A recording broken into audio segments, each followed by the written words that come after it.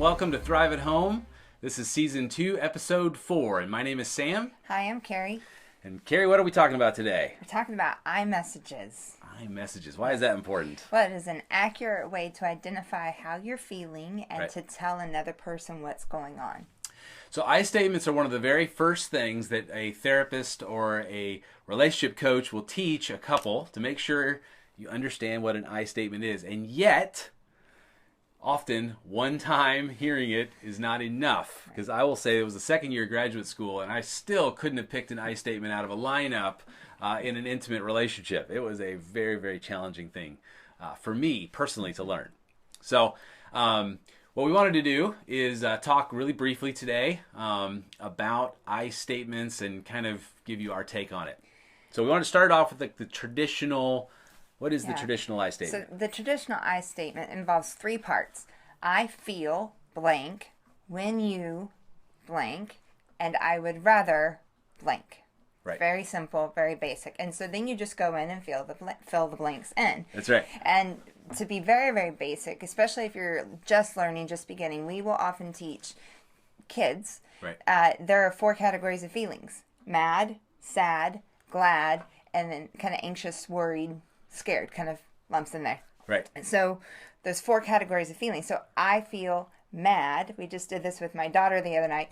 When you don't let me finish my sentences, she says. Right. And then I prompt, and I would rather, and she says, I would rather you let me finish my sentences. And she was talking to her 10-year-old sister. Yeah. Now, this is a very, very structured approach, but if you follow the rules, it will lead you to a non-conflictual conversation because you're able to describe, what it is that you're feeling. Right. And those are very basic feelings, and there are, though, way more feelings out there that can accurately identify what's going on. And even as adults, we get stuck onto one spectrum or another.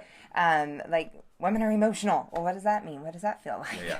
So to be able to accurately identify what's going on, we tried to help you out here and put a resource on our website with 4 pages worth of feelings words. That's right. So if you go to Thrive at Home, under resources, there'll be handouts, and then you're going to see the feeling words. You actually download those or see them online. So, because guys often get lumped into one category, which is what you're talking about. Mm-hmm. Most emotion gets lumped into that anger or mad side. So, getting down to what's underneath is super, super important. Right. Okay, so structure, you've got to use the feeling word right after I feel. That's the key. Right. Or it comes to our second point here. Yes, which is bombs. Okay, the bombs or the fouls that will explode this right in your face is the words like that and the words like. Mm-hmm. So if I say I feel that, you always bring things up at the wrong time or at the worst possible time, or I feel like you are acting crazy right now. Those are not I feel statements, even though you may have started the sentence out as an I feel. Right. Because really what that is you bring things up at the wrong time.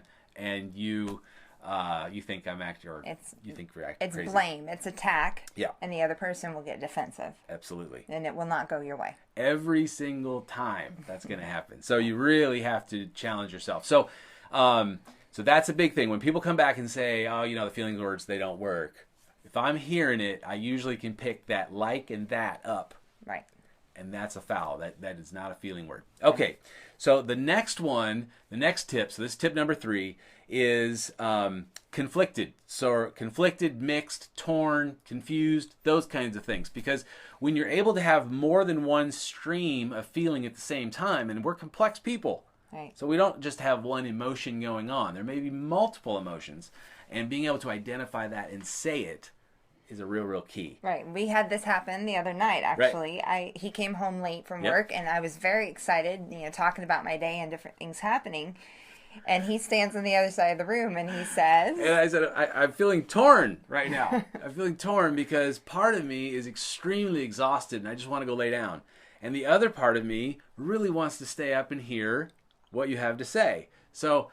I'm feeling exhausted and I'm feeling excited at the same time. Right. And that, honestly, that let me know my expectation of him getting involved in my story or what was happening wasn't going to happen because he wasn't ready to do that at that particular time. And so saying I feel torn allows me to make a better judgment about saving my conversation or not. Yep.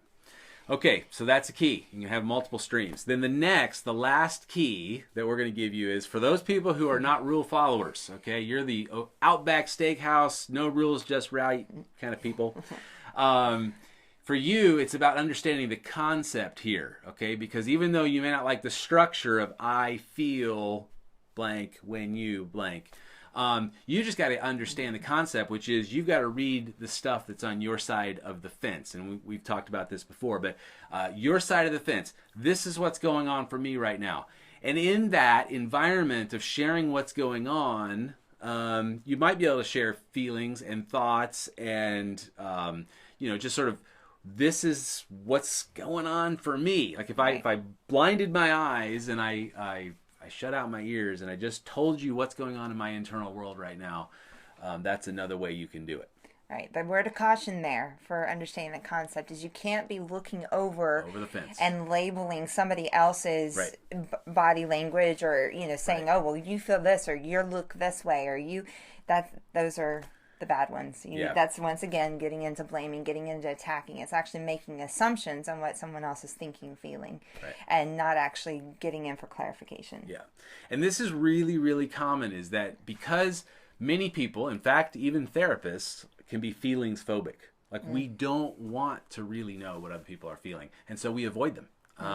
And so sometimes while we're avoiding them, we're so focused on what other people are feeling that we're not getting in touch with our own. So if you want to have a non-conflictual conversation, you can actually just start off with I feel and then just the feeling words right then. Don't say when you, just say share feelings for a little bit, and that will be a connecting thing.